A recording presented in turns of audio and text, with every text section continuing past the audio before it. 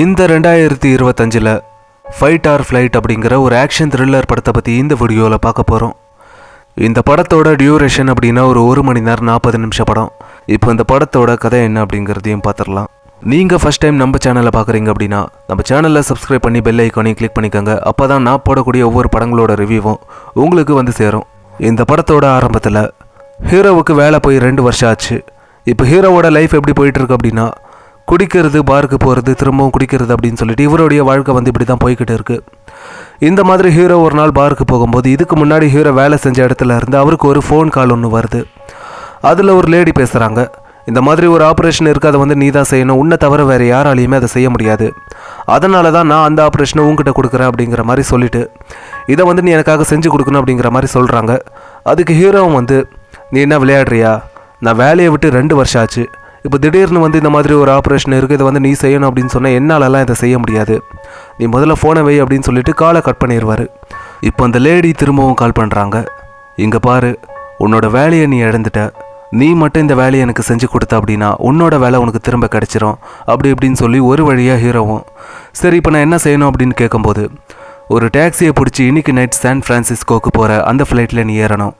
அந்த ஃப்ளைட்குள்ளே கோஸ்ட் அப்படிங்கிறவங்க ஒருத்தவங்க இருப்பாங்க, அவங்கள நீ என்கிட்ட கொண்டு வந்து விடணும் அப்படின்னு சொல்லிட்டு அந்த லேடி வந்து கால் கட் பண்ணிடுவாங்க.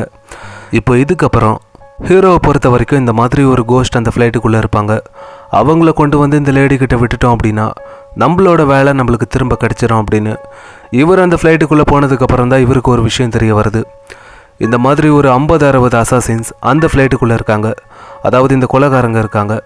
அவங்கள தாண்டி எப்படி இந்த கோஸ்ட்டை கண்டுபிடிக்கிறது, அப்படியே இந்த கோஸ்ட்டை கண்டுபிடிச்சாலும் இவங்கள தாண்டி அந்த லேடி கிட்ட கொண்டு போய் விட முடியாது. அதாவது உண்மையிலே இந்த கோஸ்ட் யார், இந்த கொலைகாரங்கள யார், எதுக்காக இத்தனை பேர் இந்த ஃப்ளைட்டுக்குள்ளே இருக்காங்க, இந்த கொலைகாரங்களுக்கும் ஹீரோக்கும் வரக்கூடிய இந்த பிரச்சனை சண்டைலாம் என்ன அப்படிங்கிற இதெல்லாம் தான் இந்த படத்தோட கதை. இப்போ இந்த படம் எப்படி இருக்குது அப்படின்னா இந்த படத்தோட ஆரம்பத்தில் இருந்து கடைசி வரைக்கும் படம் ஃபுல்லாக சண்டை மட்டும்தான்.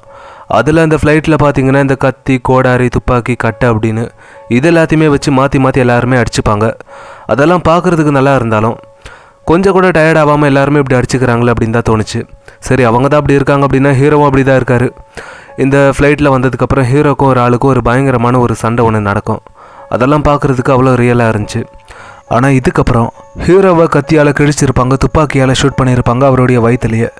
அப்படி இருந்தோம் துப்பாக்கியால் ஷூட் பண்ணுறதுக்கு முன்னாடி அவர் எப்படி சண்டை போட்டாரோ அதே ஃபைட்டை துப்பாக்கியால் ஷூட் பண்ணதுக்கப்புறமா கொடுத்துருப்பாங்க. அதெல்லாம் பார்க்குறதுக்கு எப்படி இருந்துச்சு அப்படின்னா இவர் எப்படி கத்தியால் கிழிச்சிருக்காங்க, துப்பாக்கியால் ஷூட் பண்ணியிருக்காங்க, அப்படி இருந்தோம் கொஞ்சம் கூட டயர்ட் ஆகாமல் இவர் எப்படி இந்த மாதிரி சண்டை போடுறாரு அப்படின்னு தான் எனக்கு தோணுச்சு. அதுலேயும் அந்த ஃப்ளைட்குள்ளே ஒரு 50-60 பேருக்கு மேலே இருக்கானுங்க இந்த கொலைகாரனுங்க. அவனுங்க எல்லாருக்கிட்டையும் ஒவ்வொருத்தவங்ககிட்டையும் ஒவ்வொரு மாதிரி வித்தியாசமான வெப்பன்ஸ் எல்லாம் வச்சுருக்கானுங்க. அந்த வெப்பன்ஸ் எல்லாம் எப்படி அந்த ஃப்ளைட்டுக்குள்ளே வந்துச்சு, அதாவது ஏதோ ஒருத்தங்கிட்ட இருக்குது அப்படின்னா கூட நம்பலாம், எல்லாருக்கிட்டையுமே இருக்குது அப்படின்னா அந்த வெப்பன்ஸ் எல்லாம் எப்படி அந்த பிளேனுக்குள்ளே வந்துச்சுன்னு தான் எனக்கு சுத்தமாக புரியல. சுத்தமாக லாஜிக்கே இல்லாமல் எடுத்து வச்சுருக்காங்க. அப்புறம் பெர்ஃபார்மன்ஸ் அப்படின்னா ஹீரோ ஹீரோயின் இவங்க 2 பேருமே ஒரு நல்ல பெர்ஃபார்மன்ஸை கொடுத்துருக்காங்க. மற்றவங்க எல்லாருமே இந்த ஆவரேஜான பெர்ஃபார்மன்ஸ். அப்புறம் ஒரு சில பேர் பார்த்திங்கன்னா இந்த ஓவர் ஆக்டிங் பண்ணி சொதப்பியிருப்பாங்க. அப்புறம் இந்த படத்தில் இந்த காமெடி கூட அந்த மாதிரி தான். ஒரு சில இடங்களில் அது நல்லாவே ஒர்க் அவுட் ஆகிருக்கு, ஒரு சில இடங்களில் பார்த்திங்கன்னா அந்த காமெடி கூட அந்த அளவுக்கு ஒர்க் அவுட் ஆகலை அப்படின்னு தான் சொல்ல முடியும்.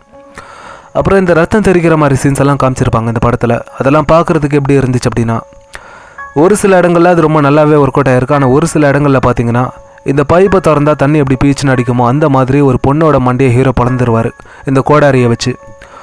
அதில் பார்த்திங்கன்னா அந்த பொண்ணு மண்டையிலேருந்து அப்படியே அடிக்கி தந்த ரத்தம் எல்லார் முகத்துலேயுமே அந்த மாதிரிலாம் காமிச்சிருக்காங்க.